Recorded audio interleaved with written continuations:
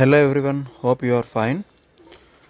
ఈ వీడియోలో 10 sentences with want to తెలుసుకుందాం.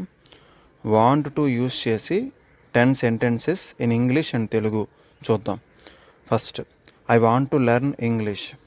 నేను ఇంగ్లీష్ నేర్చుకోవాలనుకుంటున్నాను. She wants to become a teacher. ఆమె ఉపాధ్యాయురాలిగా మారాలని కోరుకుంటుంది. They want to visit Hyderabad.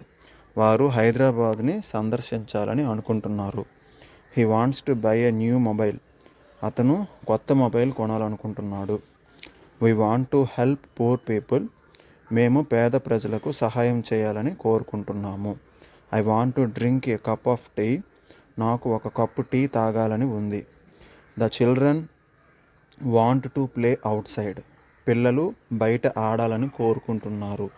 She wants to complete her work early. ఆమె తన పనిని త్వరగా పూర్తి చేయాలని అనుకుంటుంది. He wants to speak the truth. అతను నిజం మాట్లాడాలని కోరుకుంటున్నాడు. I want to achieve my goals. నేను నా లక్ష్యాలను సాధించాలని అనుకుంటున్నాను.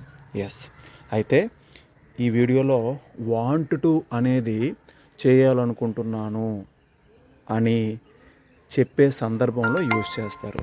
ఓకే, అర్థమైంది అనుకుంటాను. వాంట్ టుని మీరు కూడా యూస్ చేయండి మీ డే టు డే లైఫ్లో.